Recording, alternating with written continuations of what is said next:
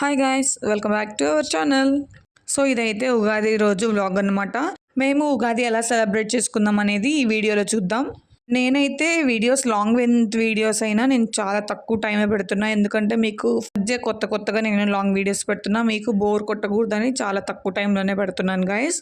మన వీడియోని ఎవరైనా కొత్తగా చూస్తున్నట్టయితే తప్పకుండా సబ్స్క్రైబ్ చేసుకోవడం మాత్రం అస్సలు మర్చిపోవద్దు. సో పండగైన ఎర్లీ మార్నింగ్ లెగవలేదు, ఎందుకంటే 6:30 దాకా మనకి అమావాస్య ఉంది కదా. 6:55 తర్వాత చేసుకున్నాం పూజ అనే కాదు, క్లీనింగ్ కూడా 6:55 తర్వాత క్లీనింగ్, హౌస్ క్లీనింగ్ మొత్తం చేసేసుకొని ఫ్రెష్ అప్ అయిపోయి పిల్లలకి ఫ్రెష్ అప్ చేసేసి ఇంకా ఇల్లు గడపలు పూజ చేసుకొని గుమ్మానికి మామిడక్కలు కట్టేసుకొని ఇంకా పూజ గదిలో కూడా మొత్తం రెడీ చేసిస్తే మా హస్బెండ్ అయితే పూజ చేసేసారనమాట. ఇంకా ఫ్యామిలీ అందరం రెడీ అయ్యేసి పూజ దగ్గర కూర్చొని పూజ చేసేసుకున్నాం.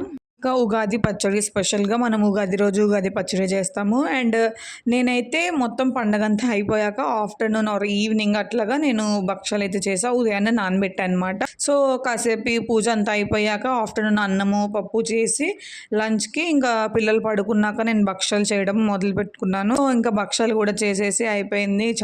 ఉగాది అంటే ఖచ్చితంగా భక్షాలు చేసుకుంటాం కదా. ఉగాది పచ్చడి ఎంత స్పెషలో ఉగాది రోజు అండ్ భక్షాలు కూడా అంతే స్పెషల్ అనుకుంటా నాకు తెలిసి. ఇంకోటి భక్షాలు చేద్దాం అనే టయానికి ముందు రోజు నైట్ మేము సరుకులు తెచ్చి పెట్టుకున్నాం అనక.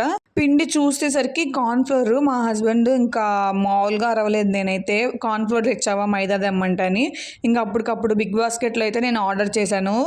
పండగలప్పుడు ఇలాంటి చిన్న చిన్న మిస్టేక్స్ ఖచ్చితంగా ఉంటాయి. రుద్రాంశ్ ఏం చేస్తున్నావు?